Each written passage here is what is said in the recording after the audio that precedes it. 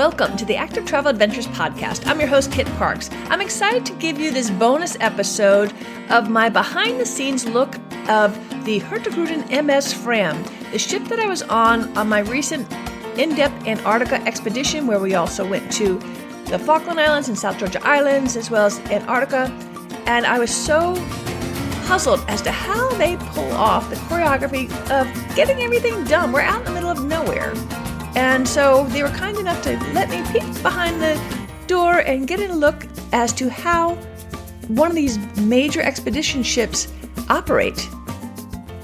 I also encourage you to check out the activetraveladventures.com website, where I have video and photos that go into greater detail as to what it's like behind the scenes of an expedition ship. I encourage you to check them out. I can't wait to share this little behind the scenes peek, so let's get started.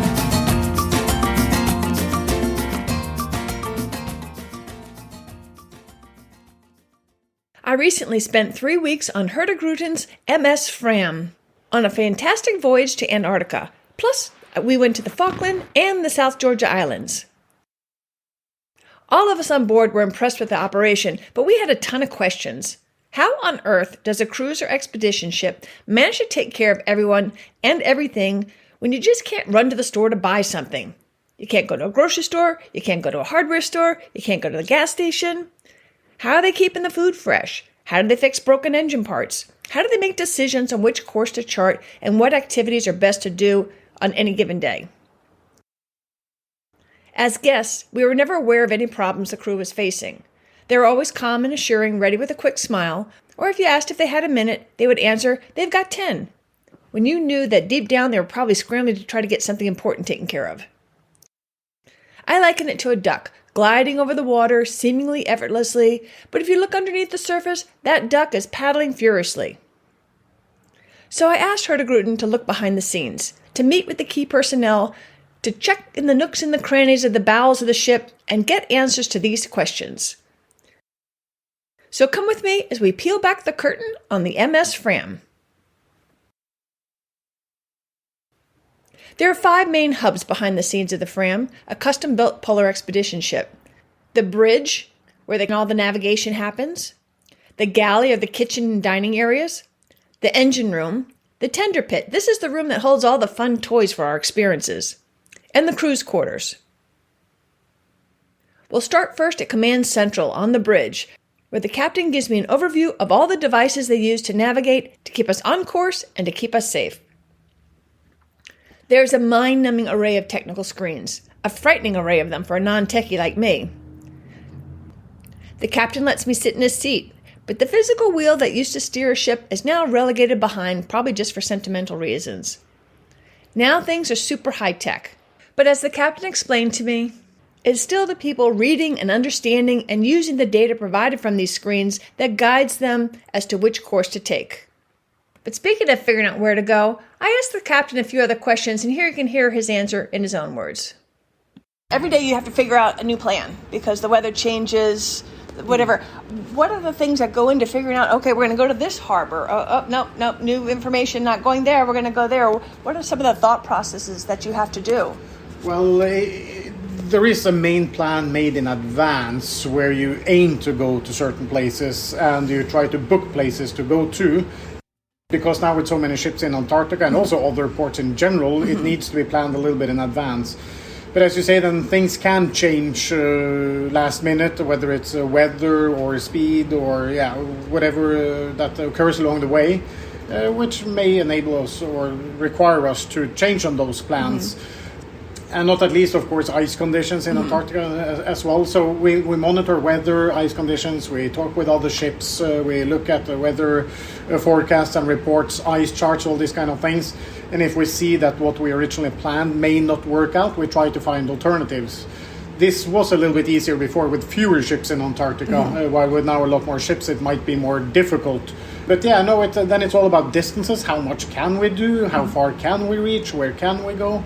So it is a continuous process of evaluating all these factors that plays in and then, make some changes on the go. So it's very rarely that the voyages end up being exactly as they were roughly planned in advance, but we have some sort of a rough plan in advance on where to go to, what we would like to do. But yeah, then these things may change along the way. We don't want to be Titanic too. So how do they avoid icebergs? This is a ship built to be around the ice. And sometimes in tight quarters for larger ones, they might actually nudge up to it and kind of push it out of the way. I asked the captain more about these icebergs. I was the one that asked the iceberg question because I was out at 4:30 and I saw this really big ice. I went getting awfully close. I had this film and I was like, I know I didn't have the same angle as you. I was like, I think they're having fun threading the needle because they know that it's so calm and you know your ship. Exactly, and depending on the angle you look at it at and from which deck and so on, it might look a little bit closer than what it is as well. And but we can go quite close to these icebergs if we know the drift, if we know the weather and the wind and the current, because that kind of decides a lot on how much does the iceberg drift, how much do we drift, and so on. But we have nice weather conditions, you can go very close. Right. But of course you need to be careful. You need to understand the type of ice that you're dealing with, the size of the iceberg. See if there is anything underneath the water. Do you have a way to see underneath?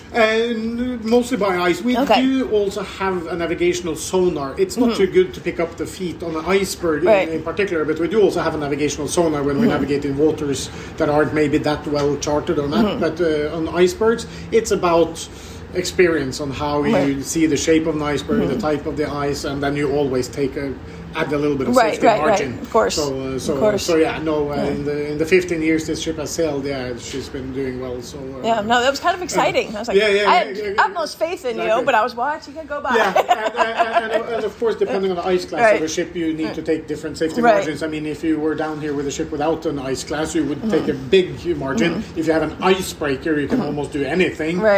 We are somewhere in the middle, so we can do quite a bit, but of course we need to be a little bit careful as we're not an icebreaker. The MS Fram, this thing was custom built for polar seas. And it's run by Norwegians. In fact, that's one of the reasons I chose them. It's because I know if I'm going to be that far away from civilization and icy, frigid polar waters, I want to go with a company that has tons of experience navigating icy polar seas. The MS Fram can take waves up to 50 feet high or about 15 meters high, and it's done that sometimes in the past. And it's able to lift or tilt up to 43 degrees. I wouldn't want to be on that ship. However, it's nice to know that the ship could do so. So this ship can take the rough seas, but the captain says he guides more for the comfort of the guests and the crew. So if the situation warrants, generally the captain's going to alter the course, angle, or speed to minimize the rough weather in the seas for the comfort of the people on board. On my trip, we experienced a lift of about 10 degrees at the max. They use these little stabilizers on the side that poke out, and that kind of minimizes the tilt a little bit. These have to be pulled in when there's a lot of icebergs around or in some of those super tight channels that we were able to sail through. And that reminds me to tell you, one advantage of going to Antarctica on a smaller expedition ship, in addition to all the fun on-land activities we were able to do, we were able to fit in some tight bays and channels that there's absolutely no way one of the massive cruise liners that sometimes go down there would have a prayer of doing. So the basic plan is done back at the headquarters in Norway, which I mentioned is the home of Hurtigruten. So they'll come up with a basic outline of the expedition, but the captain, once he's in the seas and once he sees the situation, has the power to make changes as the situation warrants. But that doesn't mean that he changes things only because he's running into a bad situation. Check this out. We had one perfect weather day. One our expedition guide Stian called a twice-a-season day. It was beautiful, calm, sunny, balmy, relatively speaking, for Antarctica. You still need a jacket, but it was very comfortable. It was so calm and mild and wind-free that the captain and the expedition team decided to take full advantage of this beautiful, beautiful day. So instead of going to see more penguins, which of course we all love the penguins, so we weren't tired of seeing penguins, but we had an opportunity because of this super mild weather for the captain to sail us into this really small bay that was loaded, absolutely loaded with wind-blown icebergs. In normal conditions, it wouldn't have been safe to have all that ice around the ship. It wouldn't be feasible. It would just be too hard to navigate. But in this perfect day with nothing moving, we could glide into this bay, and then they took out the Zodiacs, which are the little rubber motorized rafts, and we just tooled around all these icebergs. It was unbelievable. It was absolute magic. And some of the lucky folks that happened to be in the last kayaking group to go out, they got to paddle around these icebergs as well. It was a perfect day, and I'm glad that the Hurtigruten captain and the team leaders have the flexibility to modify the schedule for the benefit of all the guests on board. Which brings me to the second big area of behind the scenes. Let's talk about the food. In fact, on that same perfect day I talked about, to take advantage of that glorious weather, the chef spontaneously planned an outdoor barbecue picnic for us. Now, you could have still ate in the main dining hall. That was fine if you didn't feel like going outside.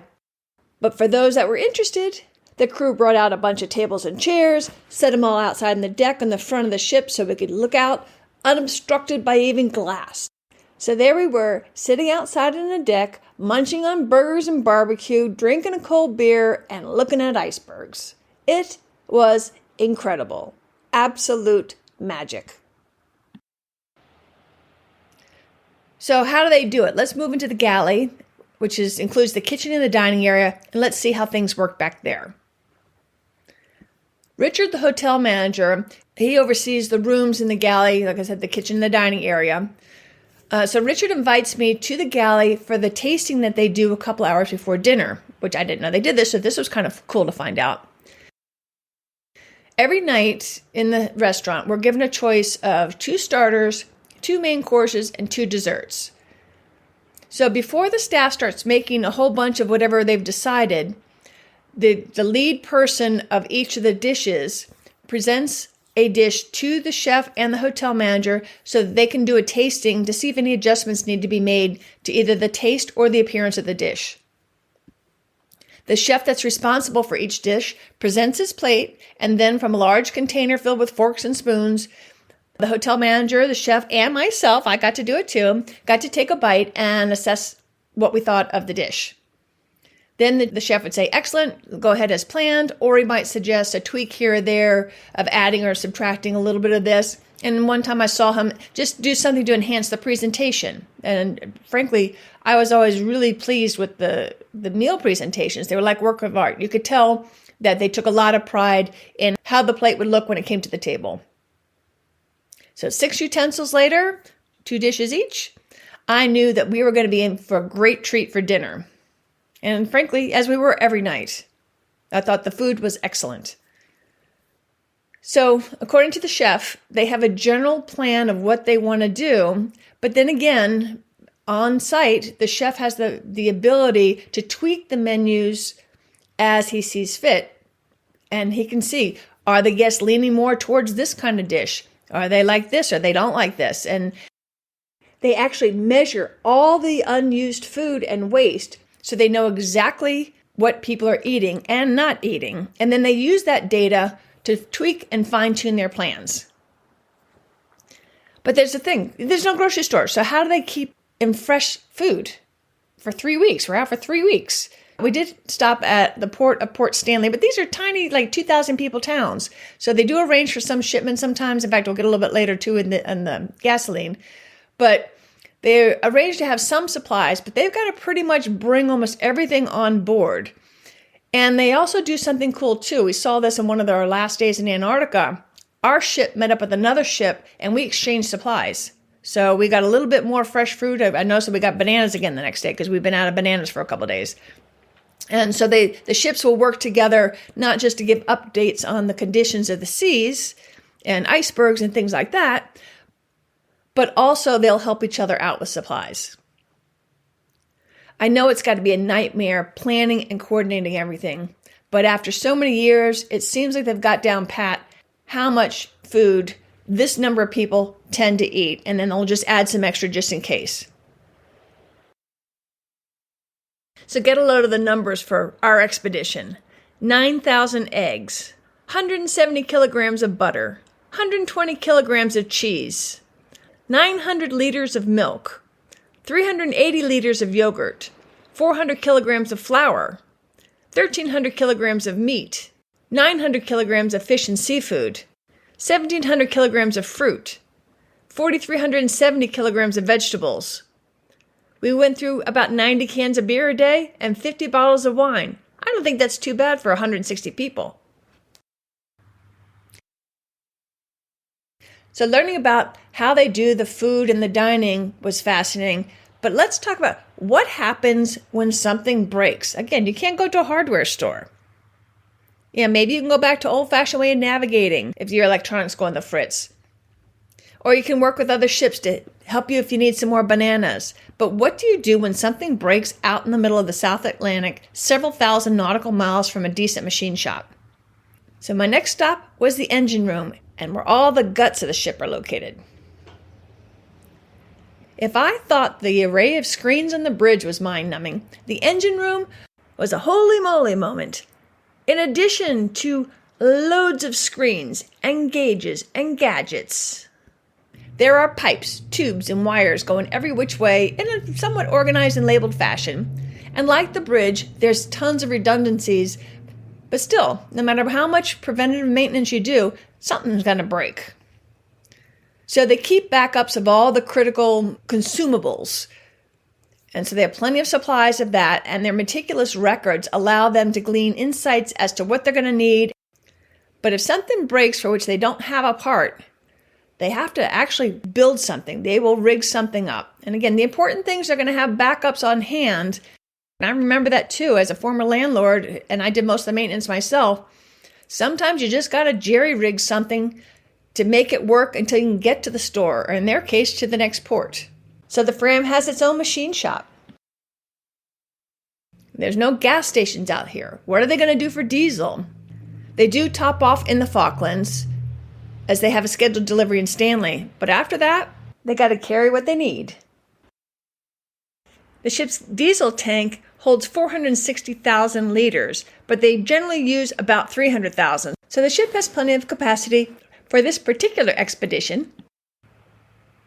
The ship uses 68 liters of diesel for each nautical mile. And the Fram has 4 engines that run off diesel and electric.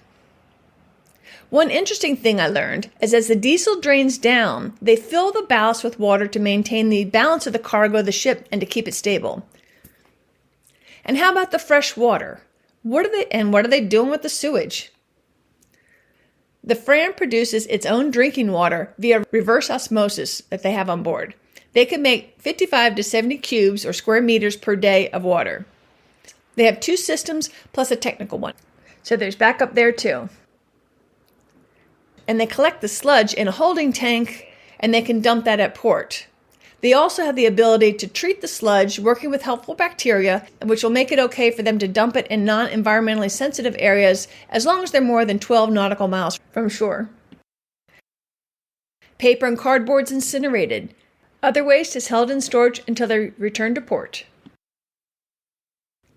As we walk the engine room, I could see some of the crew's personal paraphernalia. This engine crew, I believe it's 12 of them, are down in the belly of the ship, but I could see that they're a tight-knit crowd. And many had been working on the ship for years and knew the Fram intimately. It was very impressive. Of course, the most fun section I wanted to check out is the tender pit. This is where all the toys are stored. From the Zodiacs, those rubber motorized rafts that took us to shore, about 10 at a time, to the kayaks, the snowshoes, the camping gear, hiking poles, and all the safety equipment and vests that we would need to venture onto the polar ice and into frigid waters. Tomsky, our lead expedition leader, answered some of my questions as to how they do things. You have to keep coming up with plans A, B, C, and D. Can you kind of shed some insight as to what your thought process is to figure out what to do? And actually, plan A is created more or less 6 months earlier in Antarctica, also South Georgia, which is sub-Antarctic islands. IATO has slots for ships and timings where people can go ashore, how long they can stay. And so the first plan A booking is done by people from the office who know the area, because you need to know how much time you need to steam between different places. And then plan B, C, D, E is created basically on the spot. Plan B is this what we based on a bridge knowledge and in expedition leader knowledge. So we fine tuning the arriving times to the place and time when we have to leave the place to be able to reach another place on time. And then weather and ice comes. So C, D, E, and so on are created basically on the spot. Right. We try to find the way to work around and to show guests as much as possible in the safest possible manner. And for us, for guests, and for wildlife, of course. Sounds like every day you have a meeting to try to figure out what the next day is, because at night we'll get a little piece of paper under our door explaining. So what is the thought process to figure out, okay, we think we might be able to do some kayaking, nope, maybe it's snowshoeing, or can you shed some insight there? Yeah, that's of course plan A draft is done earlier, and then we looking on the weather forecast, discussing with captain on the bridge what we can do the safest way. And very often plans are changing, so each evening we have a team meeting discussing what's plan A for another day. Very often, actually, I'm saying to guests that plan C or D is much better than plan A. Sometimes we're presenting, let's say for guests, it will be plan A in the evening, is briefing about our plans for next day, and guests waking up in the morning already with plan B, because we arrived earlier or we were close enough to place which were chosen to be our plan A, and we see then it's not possible due to weather or ice situation, so we just not to waste time, we go another place which is close by and which is even better sometimes. And you did the opposite the other day when we had the perfect weather day. We said, no, we won't do that, we're going to go here because we can now get into some place that we may not have been able. So that was exactly we're trying to make as many variations as possible. Mm-hmm. If it's nice weather, nice ice, instead of going ashore and seeing let's say penguin number 10,073, right, is better. Let's do some nice ice cruising. Right. Why not? The expedition team, and probably the other crew as well, don't seem to sleep much, because they seem to always be on from the crack of dawn in the morning, and obviously still planning until late into the night. And back in the tender pit, I enjoyed just poking around and seeing all the different gear that they had down there. Everything was organized and neatly arrayed, and I noticed when they pulled the Zodiacs back on board, some in the belly of the ship and some pulled onto the ship via a crane, that even the seawater is rinsed off so it doesn't corrode and will be ready for our next adventure. While at sea, a ship still needs to be cleaned and maintained, because a lot of times, like with my expedition, we departed the ship in the morning and then only a few hours later they had that thing turned around and the new guests were starting to arrive for the next adventure.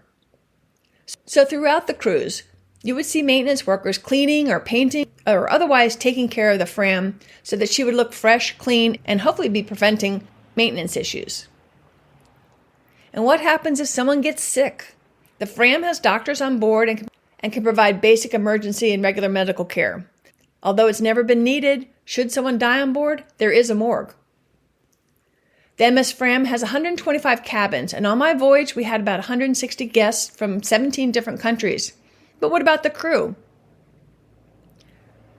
There are about 100 people that take care of us in the ship. This breaks down to 19 on deck, 17 on the expedition team, 12 in the engine room, and 52 in hotel, and that includes the housekeeping, kitchen, and dining staff. I was given a tour of the below-deck crew quarters, but for privacy reasons, I didn't do any filming. They generally bunk 2 to a cabin.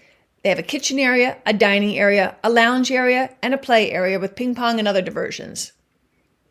I remember commenting to another guest how there was not a single crew member I wouldn't hire myself, which is an exceptional thing to be able to say. My take on that is that Hurtigruten must take very good care of its employees and provide an excellent work environment to be able to attract such a fine staff.